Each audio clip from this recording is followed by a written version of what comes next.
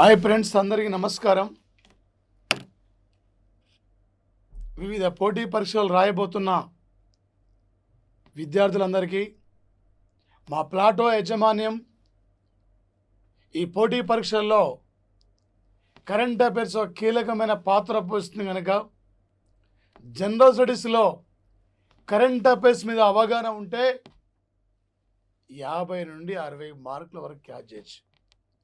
ఈ జనరల్ స్టడీస్లో highest scoring ఇది కాబట్టి అందుకే ఈరోజు మా ప్లాటో యాజమాన్యం ఈ కరోనా వైరస్ వల్ల, లాక్డౌన్ వల్ల ఎంతోమంది విద్యార్థులు ఇంటి బాట పట్టారు. అలాంటి విద్యార్థులకి అలా ఈ ఉచిత కరెంట్ అఫైర్స్ పైన అవగాహన కల్పించాలని చెప్పి ఈరోజు మీ ముందుకు వస్తున్న సంఘటన సార్.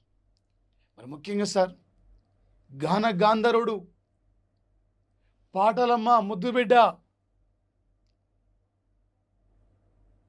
ప్రతి ఇంటిలో కూడా ఆదివారం వచ్చిందంటే స్వరాభిషేకం, దానితో పాటు సరిగమలు అలా మూగబోయినాయి. స్వరాభిషేకం మూగబోయింది, సరిగమలు మూగబోయినాయి. పాడుతా తీయగా కార్యక్రమం ద్వారా ఎంతోమంది యొక్క కళాకారులను అంటే సింగర్స్ను తయారు చేసిన వ్యక్తి. ఇలాంటి మహనీయుని మనం కోల్పోయింది. ఇలాంటి మహనీయుని శాంతికి ఆత్మకు శాంతి కలగాలి. ఎస్పి బాలసుబ్రహ్మణ్యం కరోనా వైరస్ ద్వారా 2020 సంవత్సరము సెప్టెంబర్ 25వ తేదీన ఇతను మరణించడం జరిగింది సార్.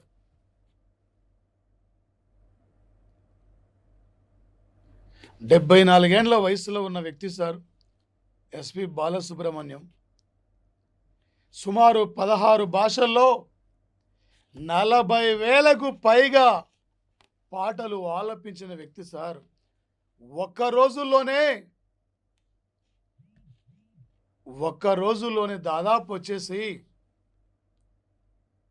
17-14 పైగా పాటలు ఆలపించిన వ్యక్తి సార్.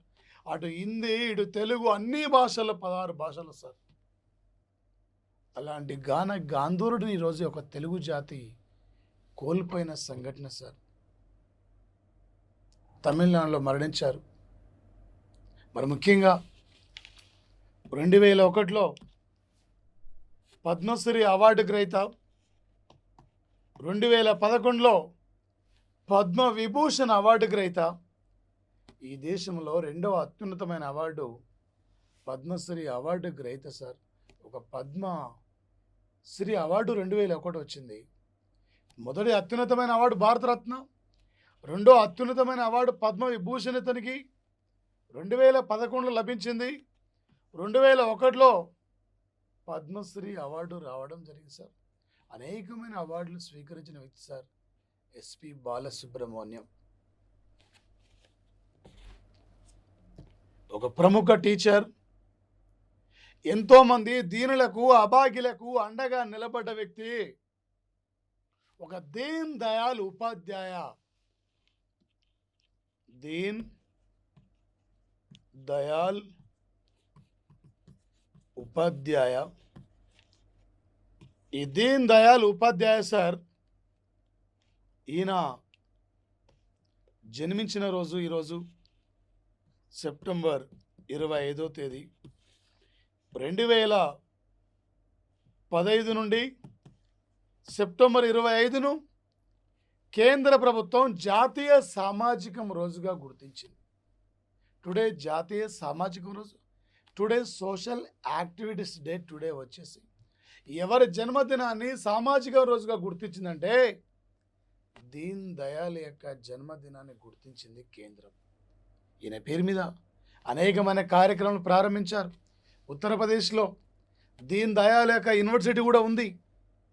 ఒక ప్రముఖ సామాజిక ఉద్యమ నేత సార్ దీన్ దయాళ్ యొక్క జన్మదినం సార్ టుడే వచ్చేసి. అదేవిధంగా సార్, ఒక 2020 సంవత్సరము సెప్టెంబర్ 25 నాడు, సెప్టెంబర్ 25వ తేదీన దీన్ దయాళ్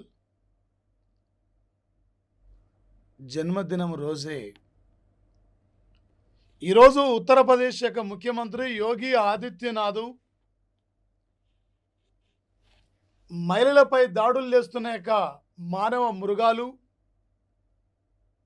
ఈవిటీజింగ్ పాల్పడుతున్న యొక్క మృగాలని, లైంగిక వేధింపులకు పాల్పడుతున్న మృగాలని కఠినంగా శిక్షించి మహిళలను రక్షించాలి, మహిళలకు హక్కులు కల్పించాలి, మహిళలు స్వేచ్ఛగా ఉండాలనే లక్ష్యంతో మహిళలకు అనుకూలంగా ఈరోజు ఎవరైతే మహిళలపై ఈవిటీజింగ్ పాల్పడుతున్నారో, ఎవరైతే యువతులపై లైంగికంగా వేధింపులకు గురి చేస్తున్నారో, ఎవరైతే వాళ్ళు ఇబ్బంది పెడుతున్నారో అలాంటి మానవ మృగాలను కఠినంగా శిక్షించడానికి ఈరోజు యోగి ఆదిత్యనాథ్ ఉత్తరప్రదేశ్లో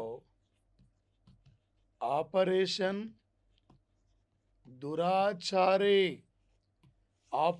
దురాచారి అనే కార్యక్రమాన్ని మహిళల కోసం, మహిళలకు సాయంగా ప్రారంభించారు సార్. ఈవిటీజింగ్ను అరికట్టడానికి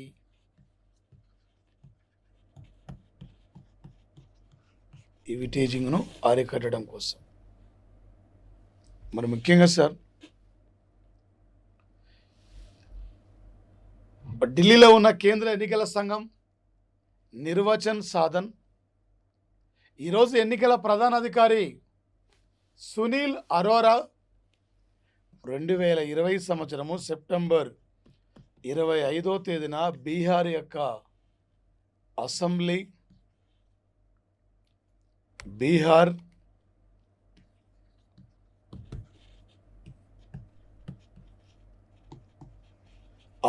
ఎన్నికల షెడ్యూల్ కూడా ప్రకటించిన సంఘటన సార్. బీహార్ ఎన్నికల షెడ్యూల్తో పాటు ఇదే రోజున ఇదే మూమెంట్లో వివిధ రాష్ట్రాల్లో ఉన్న యొక్క శాసనసభ ఉప ఎన్నికలను, లోక్సభ ఉప ఎన్నికలను కూడా నిర్వహించాలని చెప్పి ఈరోజు అనౌన్స్మెంట్ చేయడం జరిగింది సార్. రేపు 2020 సంవత్సరము నవంబర్ 29 నాడు బీహార్ యొక్క అసెంబ్లీ అది పదవి అంటే కాలపరిమితి ముగుస్తుంది కనుక అందుకే నూతనంగా మళ్ళీ అక్కడ బీహార్లో ఎలక్షన్ కోసం ఈరోజు 3 విడతలుగా బీహార్లో ఎన్నికలు నిర్వహించాలని చెప్పి కేంద్ర ఎన్నికల సంఘం ప్రకటన చేయడం జరిగింది. అక్టోబర్ 28 నాడు తొలి విడత, నవంబర్ 3 నాడు రెండో విడత, అదేవిధంగా నవంబర్ 7 నాడు మూడో విడత, నవంబర్ 10 నాడు ఓట్ల లెక్కింపు. ఈ ఎన్నికల్లో 25 లక్షల పైగా బ్లౌజులు, ఈ ఎన్నికల్లో శానిటైజేషన్ కూడా అందుబాటులో ఉంచుతామని చెప్పి ఈరోజు ఎన్నికంటే ప్రకటన చేయడం జరిగింది సార్. బీహార్ అసెంబ్లీ స్థానాలు 243 అసెంబ్లీ స్థానాలు ఉన్నాయి. 243 తిప్పిరాస్తే 342 వస్తుంది. పాకిస్తాన్ యొక్క పార్లమెంటు స్థానాలు 342 సార్ వచ్చేసి.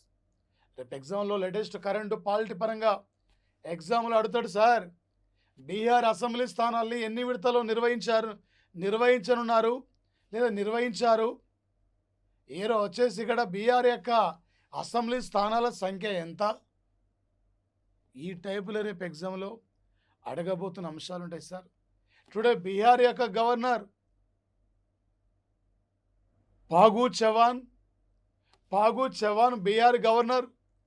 బీహార్లో ప్రధానమైన పార్టీలు ఆర్జేడీయూ పార్టీ, జేడీయూ పార్టీ, అదేవిధంగా BSP party, Lok Janshakti party, BJP party, Congress పార్టీలు వీరి ప్రధాన పోటీదారులుగా పోటీ చేయబోతున్న యొక్క సంఘటన సార్ వచ్చేసి. మరి ముఖ్యంగా సార్ ఒక బ్రిటన్ ఐక్యరాజ్య సమితి బ్రిటన్ ఇక్కడ ఐక్యరాజ్య సమితి సంయుక్తంగా రేపు 2020 సంవత్సరము నవంబర్లో 26వ అంతర్జాతీయ పర్యావరణ సమావేశాన్ని స్కాట్లాండ్లో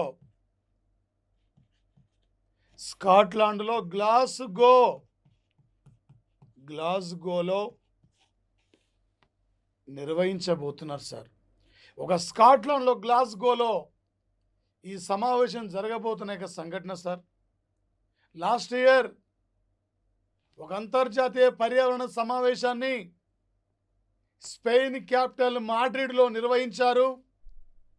ప్రపంచంలో దాదాపు వచ్చేసి సమావేశానికి 211 దేశాలు పాల్గొనబోతున్నాయి.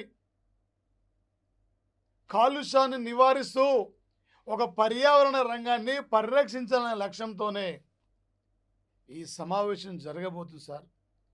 2020 సంవత్సరానికి ప్యారిస్ ఒప్పందాన్ని అంగీకరించి 5 ఏళ్ళు కూడా కంప్లీట్ కాబోతున్న తరుణంలో ఏ విధంగా ముందుకెళ్దాం, అగ్ర రాజ్యాలు ఈ కాలుష్యాన్ని నివారించడంలో ఎందుకు విఫలమవుతున్నాయి, అమెరికా లాంటి అగ్రరాజ్యం యొక్క ప్యారిస్ ఒప్పందం నుండి ఎందుకు బయటికి వెళ్ళిపోయినాయి, ఈరోజు ముఖ్యంగా సార్ ప్రధానంగా వచ్చేసి ప్యారిస్ ఒప్పందం నుండి ప్రధానంగా అమెరికా వెళ్ళిపోవడానికి గల కారణం సార్, ప్రపంచంలో ఎవ్రీ ఇయర్ 5,500 మిలియన్ టన్నుల కార్బన్ ఉద్గార పదార్థాలు విడుదలవుతుంటే అందులో 2,500 మిలియన్ టన్నుల యొక్క కార్బన్ ఉద్గార పదార్థాలని ఓన్లీ అమెరికా విడుదల చేస్తుంది. మేము గనక ఈ ఒప్పందంలో కొనసాగితే మా దగ్గర బొగ్గు ఆధారిత కార్బన్ ఆధారిత నడిచే కంపెనీలని క్లోజ్ చేసుకోవాలి, మాకు వచ్చే ఉపాధి కోల్పోతాం, మా యొక్క ఎంప్లాయీస్గా మొత్తం కూడా ఎంప్లాయ్మెంట్ కోల్పోతారు మా వాళ్ళు అని చెప్పి, దీనివల్ల మాకు నష్టం జరుగుతుందని చెప్పి అందుకే అమెరికా ప్యారిస్ ఒప్పందం నుండి వైదొలిగిన సంఘటన సార్ వచ్చేసి ఇరాన్తో పౌర అణు ఒప్పందం రద్దు చేసుకుంది, రష్యాతో పౌర అణు ఒప్పందం రద్దు చేసుకుంది, WHO నుండి బయటికి వెళ్ళిపోయింది, మానవ హక్కుల సంఘం నుండి బయటికి వెళ్ళిపోయింది. ఇలా ప్యారిస్ ఒప్పందం నుండి కూడా అమెరికా బయటికి వెళ్ళిపోయిన సంఘటన సార్. రేపు లేటెస్ట్ కరెంట్ అఫైర్స్ పరంగా అడుగుతాడు సార్.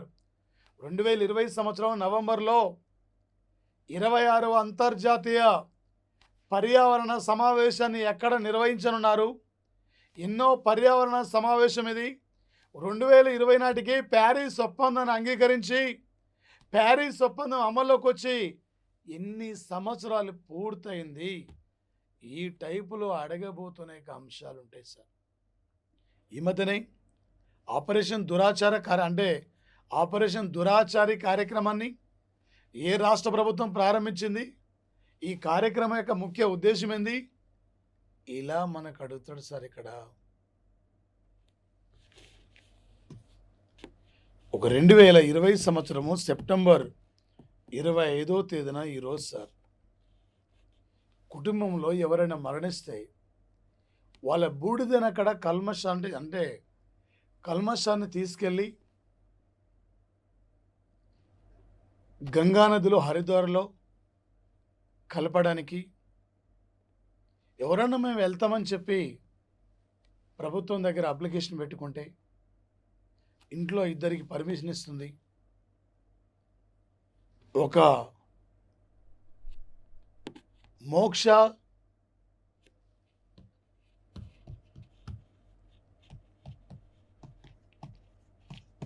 మోక్ష కల్మాష్ యోజన్ కార్యక్రమాన్ని రాజస్థాన్ రాష్ట్ర ప్రభుత్వం ఈరోజు ప్రారంభించిన సంఘటన సార్.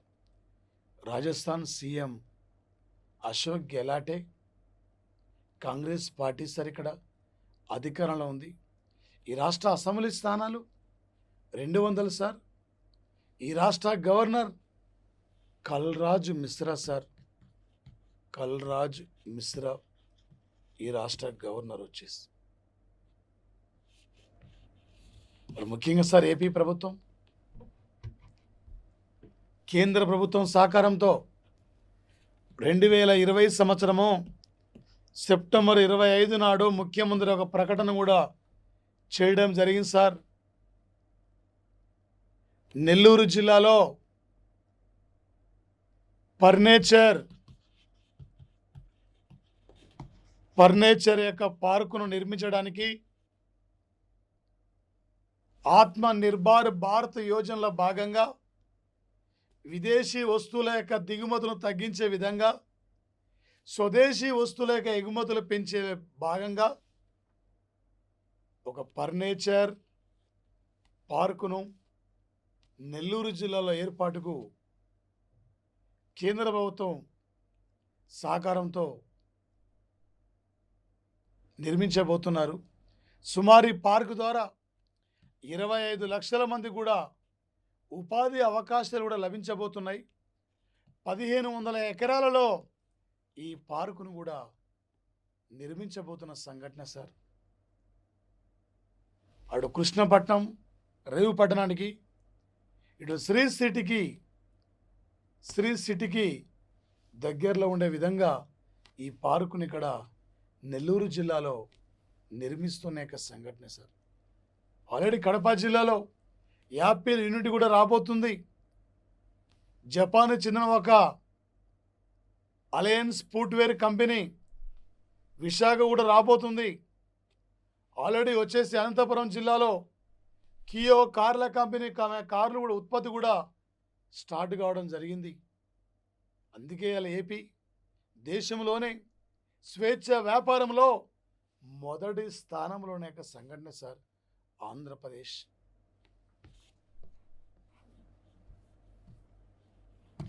మరి ముఖ్యంగా సార్ ఈరోజు 2020 సంవత్సరం సెప్టెంబర్ 25వ తేదీన అస్సాం ముఖ్యమంత్రి శర్వానంద్ సోనోవాల్ గ్రామీణ పట్టణ ప్రాంతం యొక్క యువకులకి ఉపాధి అవకాశాలు కల్పించడానికి, జీవనోపాధి కోసం లైట్ వాటర్ లైట్ వెయిట్ కలిగిన యొక్క మోటారు వాహనాల కార్యక్రమాన్ని ప్రారంభించారు. ముఖ్యమంత్రి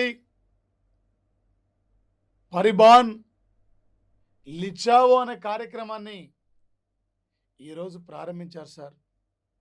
అస్సాం అసెంబ్లీ స్థానాలు 127 సార్. అస్సాం యొక్క గవర్నర్ జగదీష్ ముఖి ఈశాన్య భారతదేశంలో అతిపెద్ద రాష్ట్రం సార్ ఇది. కజిరంగా నేషనల్ పార్క్ కూడా అంటే ఇక్కడే ఉన్నది సార్. ఒక మజూలీ దీపం కూడా ఇక్కడే ఉన్నది సార్. అస్సాం రాష్ట్రం, ఒక అస్సాంలో పూర్తి స్థాయిలో బీజేపీ పార్టీ అధికారంలోకి రావడం ఇది ఫస్ట్ టైం సార్. వచ్చేసి శర్వానంద్ సోనోవాల్ నాయకత్వంలో. మరి ముఖ్యంగా సార్ ఉమర్ గుల్ 2020 సంవత్సరము సెప్టెంబర్ 24 నాడు అంతర్జాతీయ క్రికెట్కి ఈరోజు గుడ్ బై చెప్పడం జరిగింది సార్.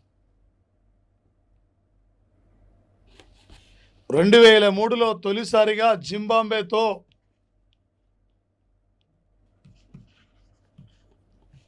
తొలి మ్యాచ్లో ఎంటర్ కావడం జరిగింది సార్ జింబాబ్వే జట్టుతో. 2009లో ఒక కీలకమైన యొక్క జట్టు సభ్యుడిగా ఎంపిక కావడం జరిగింది సార్. 47 టెస్టుల్లో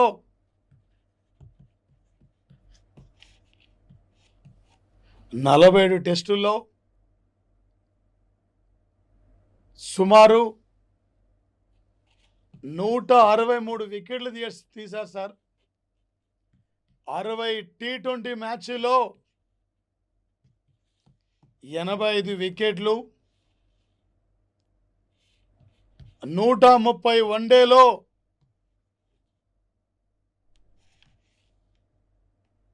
179 వికెట్లు కూడా తీయడం జరిగింది సార్ ఉమర్ గుల్. అదేవిధంగా సార్ ఒక అమెరికా చెందిన కంపెనీ ఒక 2020 సంవత్సరము సెప్టెంబర్ 25వ తేదీన సార్ ఇక్కడ ఒక అమెరికా చెందిన ప్రధానమైన యొక్క హర్లీ డేవిడ్సన్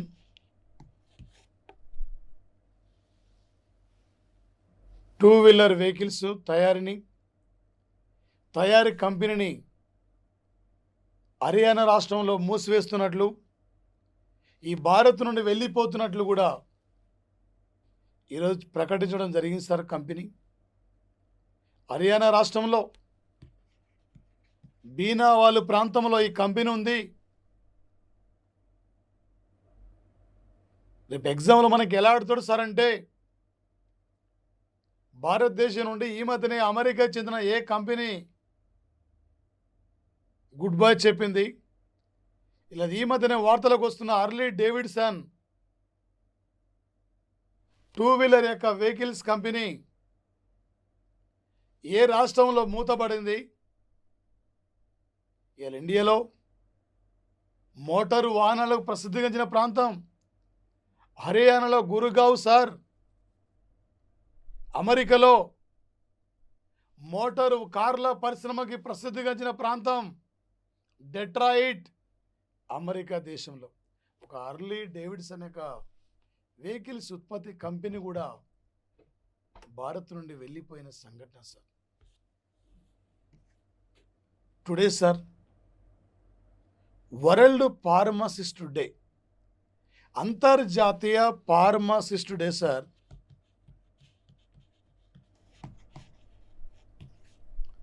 సెప్టెంబర్ 25 సార్. ఒక 2020 సంవత్సరము సెప్టెంబర్ 25 యొక్క వరల్డ్ ఫార్మసిస్ట్ డే యొక్క థీమ్ ఏం సార్ అంటే, ప్రపంచాన్ని మంచి ఆరోగ్యంగా మార్చడం. ప్రపంచాన్ని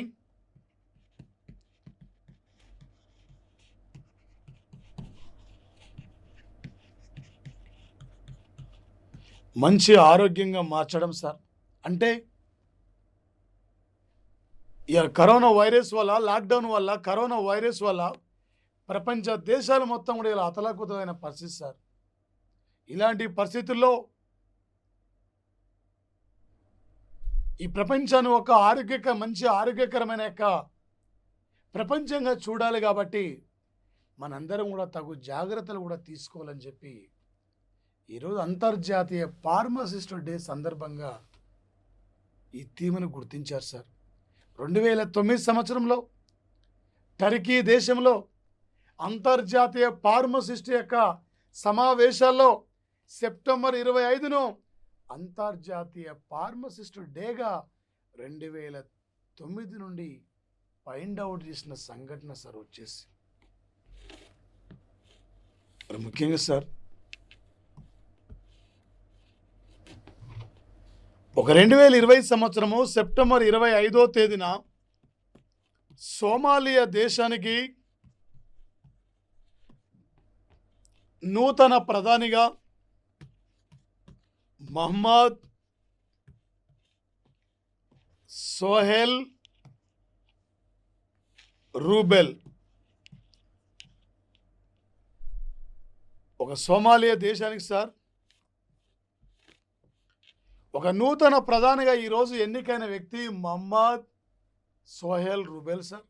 సోమాలియా ఆఫ్రికా ఖండంలో ఒక ప్రధానమైన కంట్రీ సార్.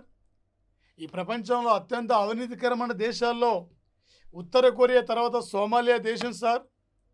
ఈ ప్రపంచంలో ఎలాంటి పత్రిక స్వేచ్ఛ లేని కంట్రీ కూడా సోమాలియా కంట్రీ సార్. ఒకవైపు ప్రాంతీయ ఉగ్రవాదం, మరొకవైపు ఐఎస్ఐ ఉగ్రవాదులు. ఇలాంటి ఒక పరిస్థితుల్లో ఇవాళ సోమాలియా ప్రజలు పూర్తిగా ఇబ్బందికరమైన జీవితాన్ని గడుపుతున్న సంఘటన సార్. వచ్చిన అధికారులు కూడా, వచ్చిన యొక్క ప్రభుత్వ నాయకులు కూడా అవినీతి అక్రమాలతో అట్టుడిగిపోతున్న యొక్క ప్రాంతం సార్ ఇది సోమాలియా. సోమాలియా క్యాపిటలే మొగదీష్ సోమాలియా యొక్క రాజధాని సార్ వచ్చేసేది. అదేవిధంగా సార్ ఈరోజు కేంద్ర ప్రభుత్వం 2020 సంవత్సరం సెప్టెంబర్ 25 నాడు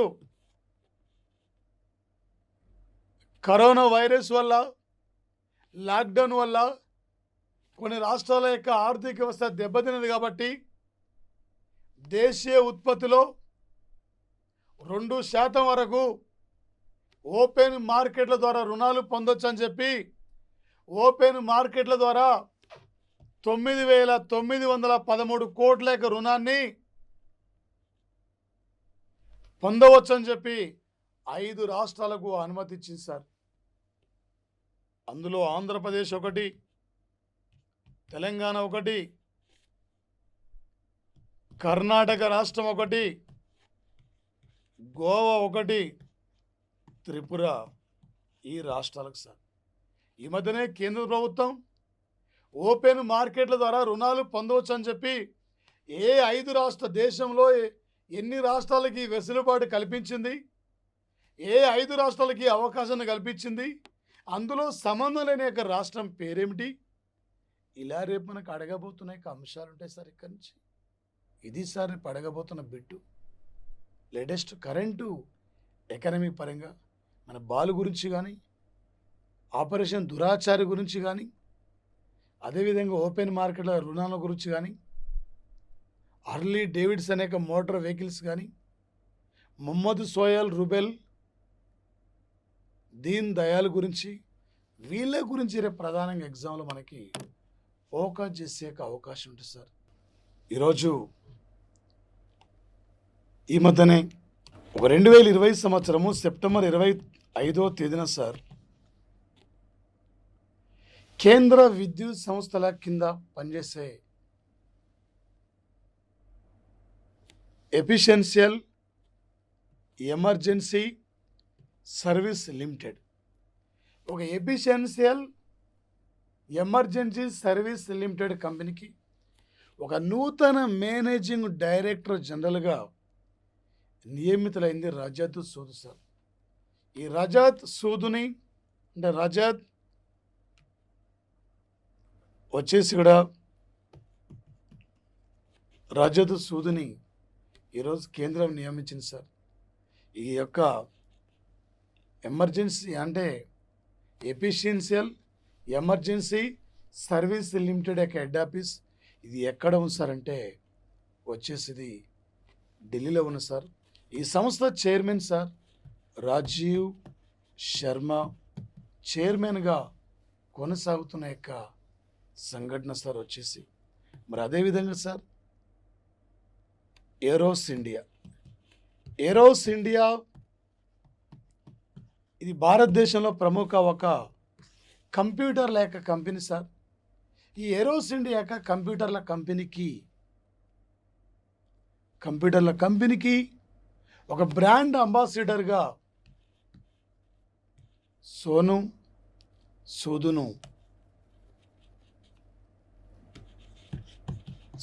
సూదును నియమించిన సంఘటన సార్. ఈ ఏరోస్ ఇండియా యొక్క కంప్యూటర్ల గురించి, ఉత్పత్తి, వాటి భాగాల గురించి ప్రచారం కోసం అంబాసిడర్గా నియమించారు.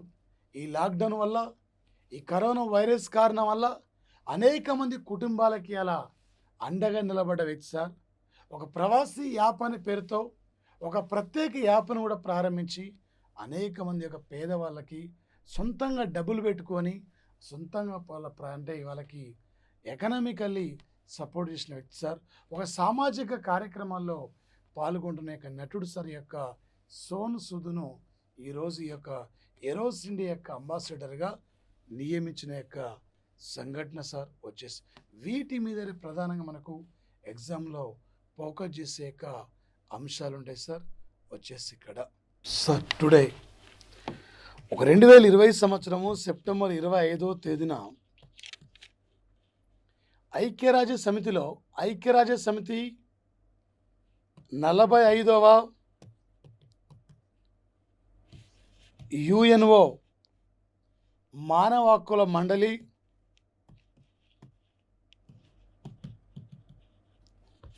ఈ మానవ హక్కుల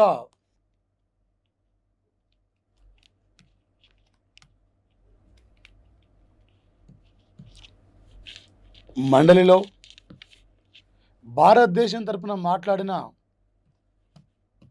పవన్ బాధే ఈరోజు ఆందోళన వ్యక్తం చేయడం జరిగింది సార్. ఈరోజు హ్యాకర్ల దాడి, నకిలీ వార్తలు సృష్టించడం, ఉగ్రవాదులకు కొన్ని దేశాల యొక్క సపోర్టు, ఇలా వచ్చేసి అక్కడ ఉగ్రవాదులకు కొన్ని దేశాలు అండగా కల్పించడం, ఇలాంటన్నిటి కూడా మేము వ్యతిరేకిస్తున్నాం. ఇలా వచ్చేసి మీడియా ద్వారా, ఫేస్బుక్ల ద్వారా నకిలీ వార్తను సృష్టించి మానవ సమాజాన్ని భయపెట్టే విధంగా ఇలా ప్రవర్తిస్తున్నారు. కాబట్టి చర్యలు తీసుకోండి. ఎవరి ఉగ్రవాదం ప్రోత్సహిస్తున్నారు, ఎవరి నకిలీ వార్తలు సృష్టిస్తున్నారు, ఎవరి హ్యాకర్లపై దాడి చేస్తున్నారు, అలాంటి వాళ్ళు అలాంటి దాడుల్లో పాల్పడకుండా వాళ్ళపైన చర్యలు తీసుకోమని చెప్పి ఇలా ఐక్యరాజ్య సమితి మానవ హక్కుల మండలి 45వ సమావేశంలో జెనీవా వచ్చేసి కూడా సార్, జెనీవా కేంద్రంగా, ఒక జెనీవా నగరం కేంద్రంగా మాట్లాడిన భారత ప్రతినిధి అంటే పవన్ బాధే సార్.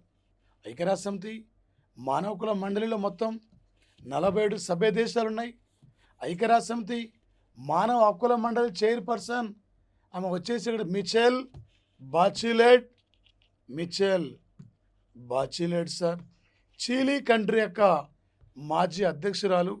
1948ను ఐక్యరాజ్య సమితి అంతర్జాతీయ మానవ హక్కుల సంవత్సరంగా గుర్తిస్తే డిసెంబర్ 10ని నోబెల్ వర్ధంతిని ఐక్యరాజ్య సమితి మానవ హక్కుల రోజుగా గుర్తించింది.